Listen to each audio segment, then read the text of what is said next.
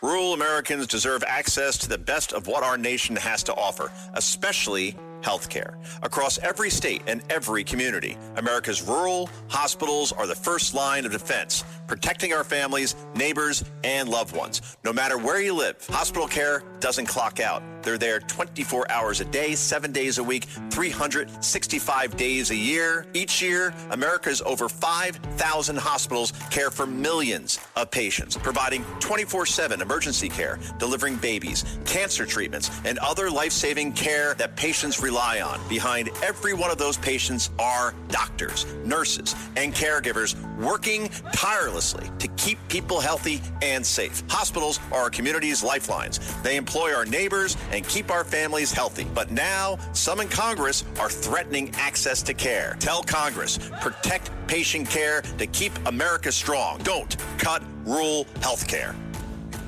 Listen, all you New Yorkers. Excuse me, taxi. Okay, man, we're looking around. This is the 77 WABC minicast.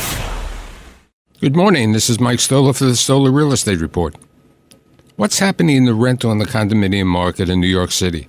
It seems to be doing well, and I have an individual who's very active in the market today.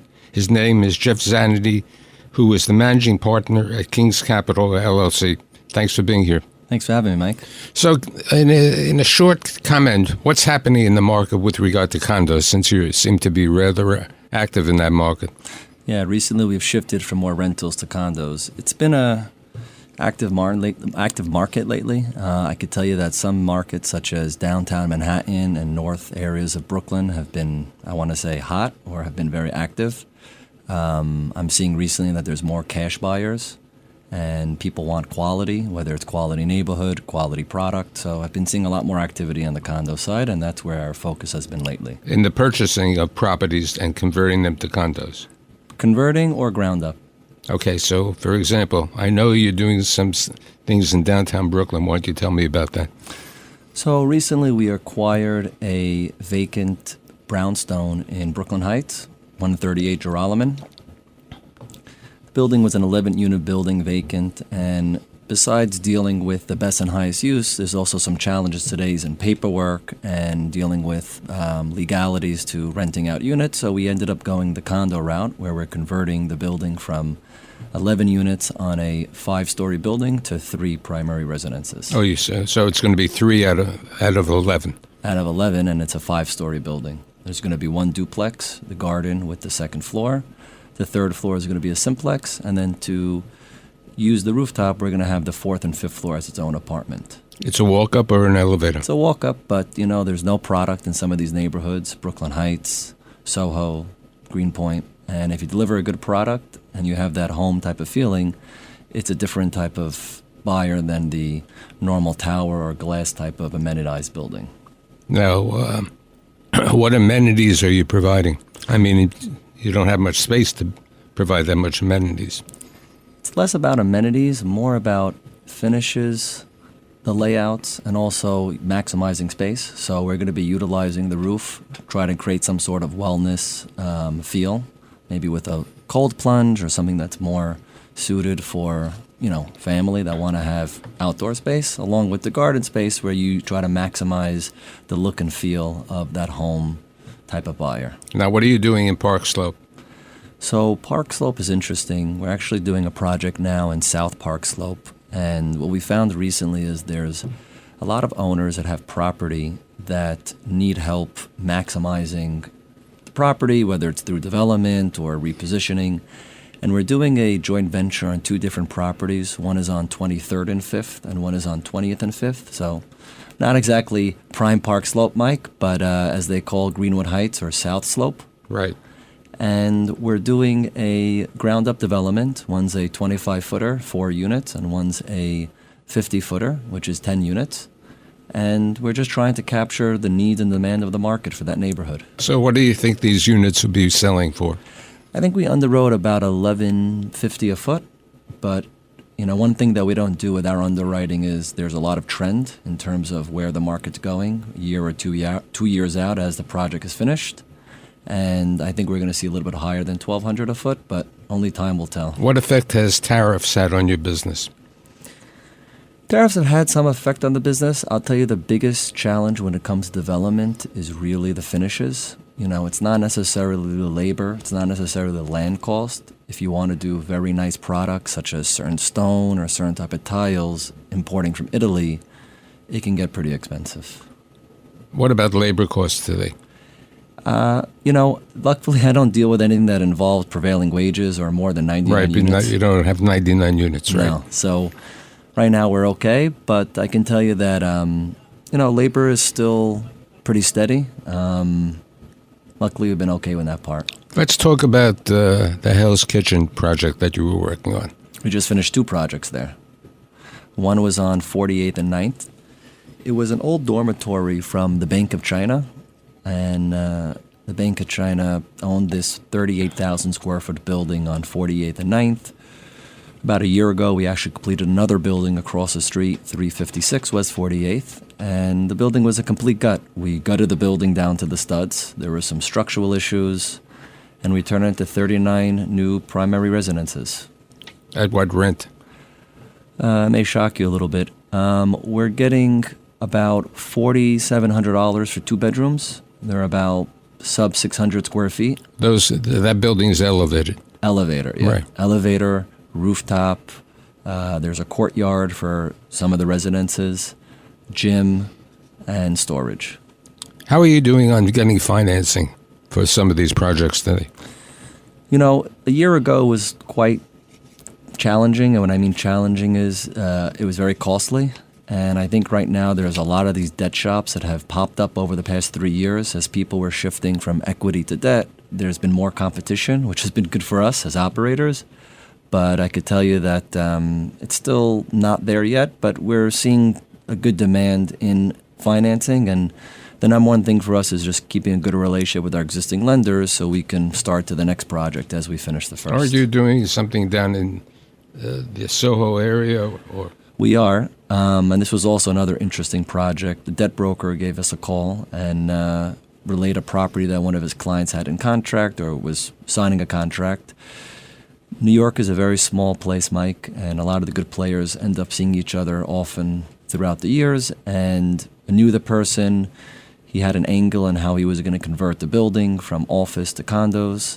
The property is 392 West Broadway, on Broadway and Spring, West Broadway and Spring.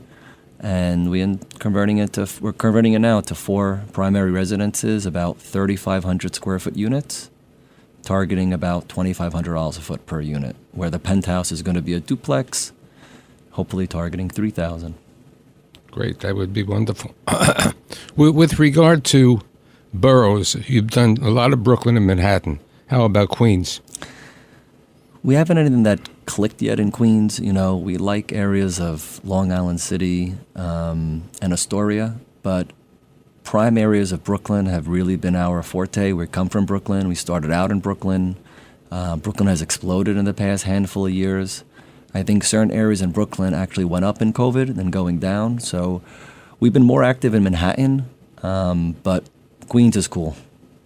Well, Queens is pretty good. Have you thought about the Bronx? We have thought about the Bronx, but I think we've thought about it more in a low-income type of affordable housing play. It's been a little bit challenging working with the city with their regulations and how they go through their process. Hopefully that eases up with the new administration, and if it does, we'd love to jump into the affordable housing. What about Article 11s? Article 11 hasn't been too much of a problem for us. We're able to navigate usually through management and through the asset management, so it's been a little bit of a challenge years ago, but I think we've been really good in terms of the size of our buildings and the requirements they have for us. Where are buyers coming from? I mean, investors for you. International is still a big play. I can tell you that there are some international buyers coming either to park money in condos. I spoke to a Chinese developer recently in Queens, and they're pumping out a lot of EB5 money. But for us, it's been really local buyers, finance, tech, people that really want to have a home. So we've been seeing a lot more people affluent these days, making more money, and they just want to have an upgrade to their life and their living. So how do you look at 2026? 2026 is going to be extremely busy. We are just starting out, and it's January as we're recording this. We haven't even finished the first quarter, and I can say that as rates do come down, I think volume is going to pick up. We've been talking to a few brokers recently where we're in a good place as a seller, but I think as rates come down a little bit more, you'll see the volume pick up, which will eventually relate into cap rates. So where do you see cap rates? So we just sold a Especially in building. the multifamily, since that's the area of expertise. We just sold a building with Avis and Young, and we did a project on 29th and Park. And it'll shock you, and I shocked myself, we actually sold it over a 6 cap. And, at the time, rates were somewhere in that 6.5% range. I think the 5-year Treasury was close to 4%. Right now it's about 3.8, but it's still close to 6%. I mean, I think if we have another rate cut, we may see this get closer to the mid-5s, but I think volume needs to pick up before we start getting that low. You have an expertise in retail. How do you see retail? So I just read an article yesterday that there's more openings this year on pace for retail than the past 5 years. So I think retail is exploding in a few different ways. Obviously on the F&B side, it's huge demand. New York City lives on restaurants and hospitality in that end. And we're also seeing a lot more experiential type of retail. So some of these retailers are creating cafes or creating ancillary parts of their retail stores to create an experience in their retail. So I think retail is hot, but I also think they're very selective now. They want foot traffic. They want some sort of hook to that block. And there has to be something about it, whether it's a neighborhood, whether it's co-tenancy. It's a very much specific need for retailers. Specific, you have retail tenants. What are you looking for in a retail tenant? Experience, liquidity, and not just being fast-paced guys to sign and take on the next space. They want to be able to really maximize their profit because end of the day, you're a partner with these retailers. And if they're not successful, you're not successful. And dealing with releasing or legal costs can be costly and timely. So you got to pick your tenant correct. We actually just signed a lease today on West 8th and McDougal. It's a bookstore tenant that is going to be playing off the NYU type of clientele. And it's really about how their financials are, how they operate their business, and what are their goals in terms of profitability. Hey, I'd like to thank you for being here. I hope that you'll be back on my show later in this season, and I'm certain that you're going to be doing well. Thank you, again. Mike. Thanks for having me. Rural Americans deserve access to the best of what our nation has to offer, especially healthcare. Across every state and every community, America's rural hospitals are the first line of defense, protecting our families, neighbors, and loved ones. No matter where you live, hospital care doesn't clock out. They're there 24 hours a day, 7 days a week, 365 days a year. Each year, America's over 5,000 hospitals care for millions of patients, providing 24/7 emergency care, delivering babies, cancer treatments, and other life-saving care that patients rely on. Behind every one of those patients are doctors, nurses, and caregivers working tirelessly to keep people healthy and safe. Hospitals are our community's lifelines. They employ our neighbors and keep our families healthy. But now, some in Congress are threatening access to care. Tell Congress, protect patient care to keep America strong. Don't cut rural health care.